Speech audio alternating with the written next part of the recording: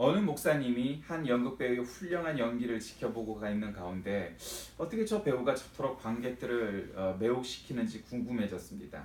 그래서 연극이 끝난 후에 무대 뒤로 찾아가서 그 배우를 만납니다. 우리 설교자들은 인간의 영생에 대해서 외칩니다. 그렇지만 대부분 그들은 별 관심을 기울이지 않습니다.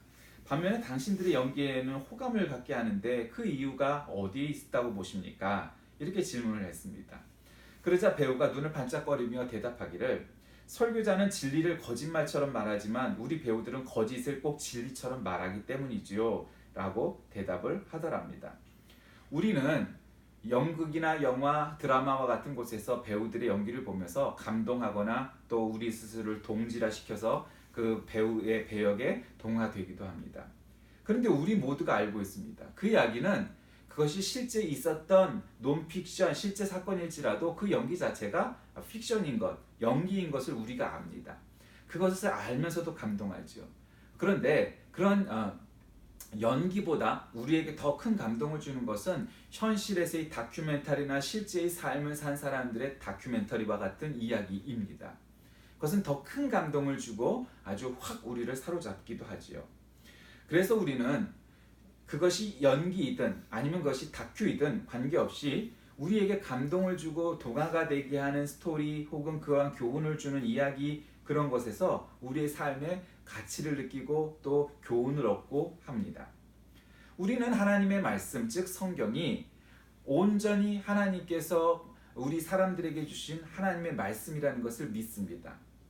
왜냐하면 그것은 사람들로 감동하게 하고 감화하게 만드는 것이고, 그것이 돈이 되고 떡이 되고 뭐가 되고 출세가 되고 이러한 것이 아닐지라도 그것이 하나님의 말씀이라고 믿는 사람들이 지난 수천 년 동안 세계 곳곳에 수십억 사람들이 그 이전서부터 오늘에 이르기까지 믿고, 심지어는 그것을 위해서 목숨을 걸고 순교하기까지도 무릅쓰지 않는 그런 일들을 벌인 것이 바로 그것이 하나님의 말씀이기 때문이죠.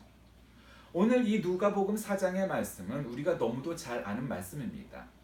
이 시기는 예수님께서 이제 공생애를 시작하기 전에 광야에 나가, 즉 사막에 가서 40일 동안 금식하며 기도할 때에 마귀가 예수님을 찾아와서 3번이나 더 귀찮게 하고 유혹하고 시험하였던 사건입니다.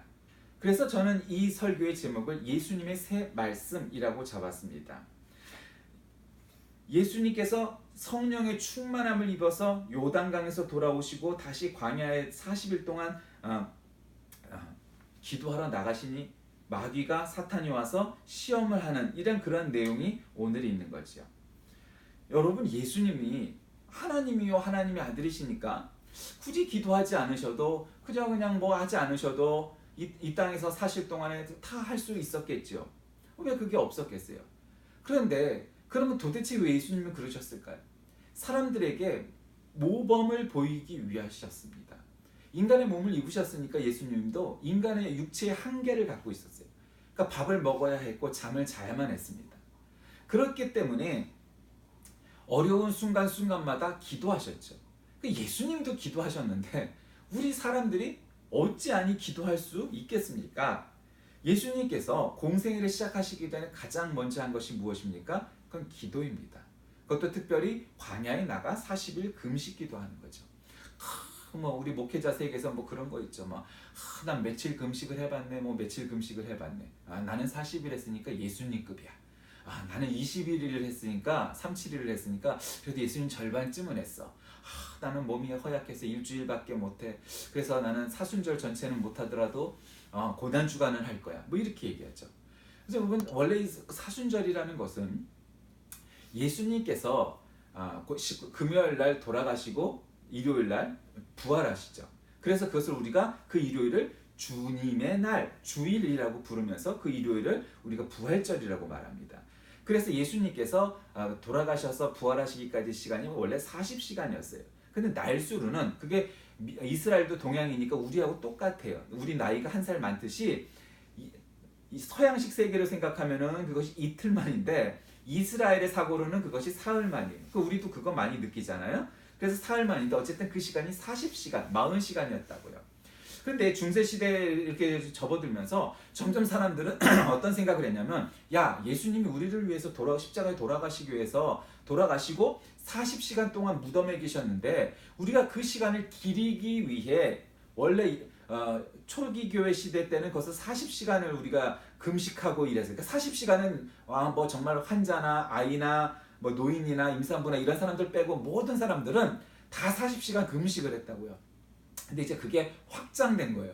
그래서 40일 동안 이렇게 우리가 사순절이라고 사순이라는 게 4 곱하기 10이라는 뜻이잖아요. 10순자니까. 그러니까 40일인데 주일을 뺀 거니까 거기다 7을 더하면은 거의 7주간이라고요. 그러니까 이 사순절 기간 동안 옛날에 수도사들 아주 권위 있고 정말 거룩한 수도승들은 이 40일 동안을 사순절 기간을 금식을 하는 거예요, 원래. 그러니까 이게 40시간이 40일이 되고 그것이 주일을 뺀 40일이니까 사실은 7주간이란 말이에요. 거의 쉽지 않은 일이죠. 건강한 사람도 그것이 쉬운 일은 아니에요. 근데 이제 정말 건강하고 믿음이 있는 사람들은 40일 금식할 수 있죠. 예수님께서 40일을 하셨잖아요. 그러니까 그건 뭐냐면 사람은 할 수 있다는 거예요. 건강한 사람은 40일 금식기도 할 수 있어요. 예수님께서 그렇게 하셨단 말이에요. 근데 그냥 단순히 굶은 게 문제가 아니니까 우리가 그런 다른 종교들에서 볼 수 있는 형식주의적 사고, 그러니까 40일을 금식하셨다는 게 초점이 있으면 안 돼요. 그거는 이를테면 같은 기독교라도 가톨릭적 사고예요. 프로테스탄티즘이란 건 뭐냐? 형식의 문제가 아니고 그 에센스, 내용의 문제가 있는 거예요. 그게 그 내용의 본질이 뭐냐? 예수님께서 도대체 왜 40일 금식 기도했냐? 사람이 우리가 2박 3일에도 금식 기도원에 들어가 보신 분은 알 거예요. 사람이 세 끼를 밥을 먹지 않잖아요. 그럼 하루 시간이 엄청 길어요. 밥 먹고 예배드리고 밥 먹고 예배드리고 수련회 가서 그러면 막 바쁘잖아요. 하루 세 끼 밥 먹고 예배드리기도. 그러면 학생 애들은 예배를 3시간을 드리는데 죽는 줄 알았어요. 설교가 1시간 반을 하는데 죽는 줄 알았어요. 애들은 그런다고요. 그런데요, 밥을 먹지 않고 수련회를 금식 기도를 한번 해보세요. 수련회를 가서 하루가요 무척 길어요. 심심하고요, 할 게 없어요. 사람 밥 먹는 게 그렇게 어마어마한 일이에요. 그러니까 밥을 안 먹으면 뭐 할 거예요? 할 게 없어요. 성경 보고 기도하고 찬송하는 거밖에 기도원에선 할 게 없어요. 다시 말씀드리면 예수님께서 40일을 금식했다는 것은 나는 이만큼 신앙이 있어, 믿음이 있어, 능력이 있어, 이걸 보여주시기 위함이 아니에요. 그 본질은 나는 모든 걸 내려놓고, 모든 나를 위해서 할 수 있는 시간을 내려놓고 온전히 40일 전체를 하나님께 드렸다는 거예요. 그게 중요한 거예요. 나는 먹는 것도 안 했어요. 나중에 여러분 40일 금식기도 해보시면 어떻게 돼요? 화장실, 물은 먹으니까 화장실 가서 소변은 보지만 대변도 볼 일이 없어요. 그러면 결국 할 게 뭐가 있어요? 물 먹는 거 빼놓고는, 내 육신을 위해서 씻는 거 이거 빼놓고는 할 게 아무것도 없어요. 그러면은 잠도 잘 안 와요. 그러면 뭐 하겠어요? 기도하는 거예요. 하나님께 온전히 40일을 드리는 거예요. 나를 위한 시간이 없는 거예요. 생명 유지를 위한 아주 최소한의 물 먹고 씻는 것 말고는 아무것도 없는 거예요. 그게 중요한 거예요. 나는 믿음이 있어서 40일을 금식을 했네, 난 믿음이 있어서 예수님보다 더 많이 금식을 했네, 따위의 일이 중요한 게 아니라는 거예요. 자, 그러면 예수님은 도대체 41일 동안 금식하면서 기도하는데 마귀가 어떤 시험을 줍니까? 첫째로는 뭐라고 그래요? 마귀가 시험을 하는데, 금식 기도하면 사람이 음식 냄새 하나만 맡아도 사람이 훅 가요. 진짜 와, 정말 다 아는 맛인데도 알기 때문에 그 맛이 그리워지고 배고픈 거에 그 냄새가 나면 참 환장하죠. 그러니까 네가 하나님의 아들이라며, 그런데 이 돌들에게 명예해서 떡이 되게 해. 예수님이 뭐라고 해요? 사람이 떡으로만 살 것이 아니라 하였다. 성경이 그렇게 말했다는 거죠. 여러분, 배고픈 자에게 배고픔이 이 허기만큼 힘든 일이 세상에 어디 있겠어요? 그러니까 이 떡을 이 돌을 떡이 되게 해서 먹어. 왜 굶어? 사람이 그거예요. 아픈 자에게 가장 연약한 부분이 뭐예요? 내가 너 낫게 해줄게. 사기치면은 돌팔이가 됐건 사기꾼이 됐건 그건 해주세요. 근데 뭐 병원도 그렇고 뭐 사기꾼도 그렇고 그거 낫는다는 보장이 있어요? 아무 보장 없어요. 나을 수도 있지만 아닐 수도 있어요. 그것이 사기를 안 쳐도. 근데 사기 치자고 달려드는 사람한테는 그건 뭐 진짜 사기니까 말할 나위도 없겠죠. 그 중요한 것은 사람의 연약한 부분을 건드리면 누구나 다 그렇게 돼요. 이단 사이비의 문제가 뭐예요? 그 약점을 살짝 잘 건드리는 거예요. 가난한 자에게 이제 부자가 되는 축복을 주게 하겠시며, 그러면은 사람들이 막 아픈 자에게 내가 너를 암을 낫게 하리라. 안 나오면요, 네 믿음이 없는 거야. 저 난 사람들 봐. 그 쇼를 하는 거죠. 그러니까 그렇게 하는 거예요. 연약한 거. 배고픈 자에게 사람이 떡으로만 살 게 아니야. 뭘 해? 결국 다른 성경을 보면 뭐라고 하나요? 사람이 떡으로만 살 것이 아니라 하나님의 말씀으로 사는 것이다 가르치세요. 왜 그럴까요? 내가 배고파 죽겠어. 그러니 뭘 먹어야만 하고, 먹으면 좋을 것 같고, 한때 거기에 유혹에 당하기가 쉽죠. 그때 사람은요, 물론 육신의 허기를 위해서 빵을 먹든 밥을 먹든 음식을 먹는 것이 중요해요. 그래야 건강할 수 있어요, 여러분. 그런데 그것보다 더 중요한 것은 하나님의 말씀임을 깨닫고 깨우치고 가르치시기 위해서 예수님이 금식 기도를 하셨고, 사람이 떡으로만 살 것이 아니다라고 우리에게 선포하시고 가르치시고 계신 거예요. 그러니 여러분, 먹는 것뿐만 아니라 우리 자신을 위해서, 우리 육신을 위해서, 내 욕심을 위해서 사는 것이 무엇이나 한번 헤아려 보세요. 만약에 우리가 하나님의 말씀과 하나님의 것보다 나와 내 몸을 위해서 하는 일들이 우선시되고 더 많다면 그것을 내려놓는 사순절 기간, 그리고 여러분의 삶이 되시길 주의 이름으로 축원합니다. 둘째로는 예수님께서 마귀가 예수님께 찾아와서 내가 세상에 만국을 보여주니 이 만국의 권위와 영광은 다 너한테 줄 것이다. 그러니 내게 절하라. 이렇게 하죠. 그랬더니 예수님이 뭐라고요? 주 너의 하나님께 경배하고 다만 그를 섬겨라. 이렇게 말을 하는 거죠. 그러니까 여러분, 이건 뭐예요? 권력욕, 명예욕 이런 걸 주는 거죠. 사람 권력되기 여기 있는 사람들은요, 10명이 모여서 무슨 모임, 무슨 클럽 만들면 거기 회장 되는 거 좋아하는 사람이 있어요. 감투. 그리고 권력 휘두르는 거 좋아하는 사람이 있어요. 한번 우리나라 민주주의 한번 보세요. 국회의원들의 수준이 어떤지, 지방자치단체의 수준이 어떤지. 가관이잖아요. 오늘 그런 나라 얘기는 할 필요는 없지만, 어쨌든 권력욕은 인간의 그 기본적인 욕구예요. 그래서 두 사람이 모여도 패를 가리고 세 사람이 모이면은 노조를 만들고 뭐 그런다는데, 그게 사람의 욕구예요. 그러니까 내가 너 세상의 왕을 만들어줄게. 이 이야기의 문제는 뭐예요? 마귀가 세상의 왕으로 만들어줄 힘도 없지만, 그러지 않아도 예수님은 세상의 왕이 임금이세요. 네가 뭐라 할 게 아니야.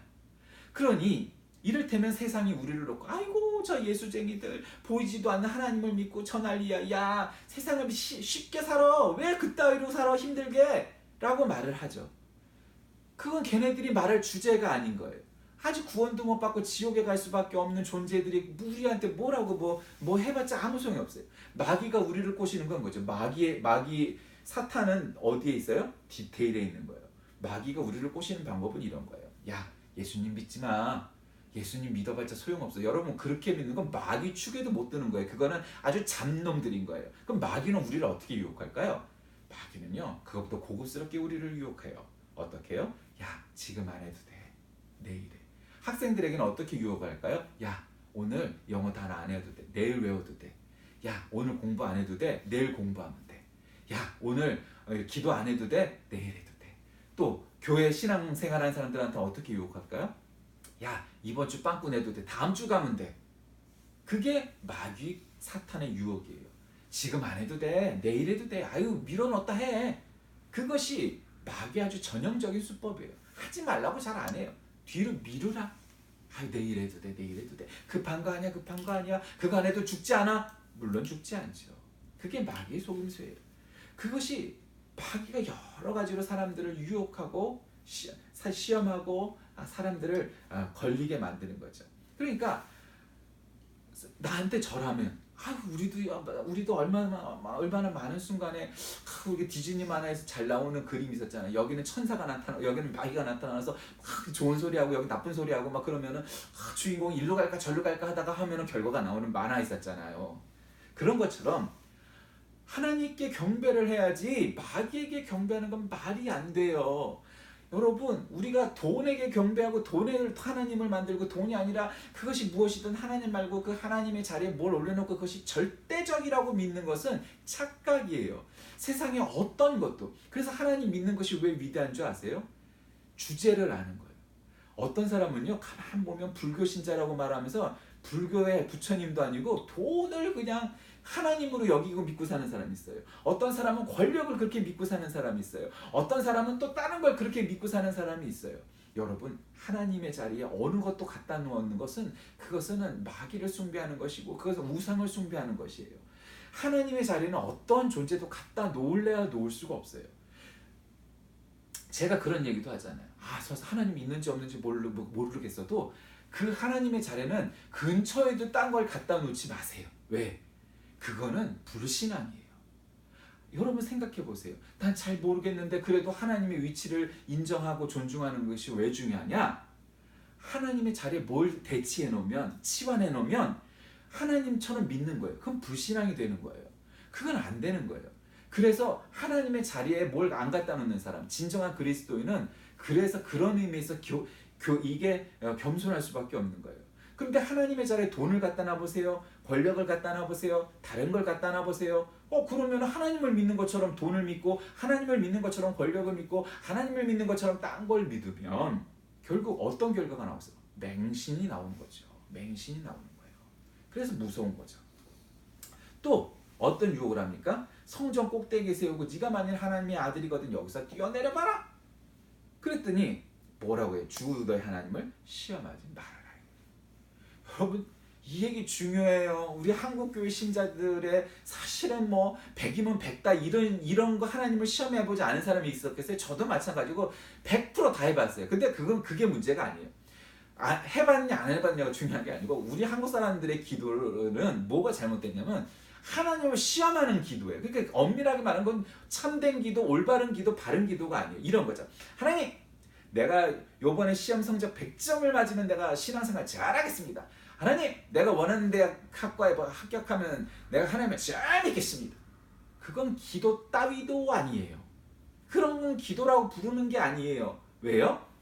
하나님을 시험하지 말라 했거든. 어떤 것도 그 하나님 앞에 시험하고 거래하고 이러면 안 되는 거예요. 그거는 신앙이 아니에요. 하나님, 이번에요 내가 부자가 되면요 요번 사업 내가 요거 수주 따면요 내가 하나님한테요 이번 헌금을 갖다가요 10억 원 할 거예요.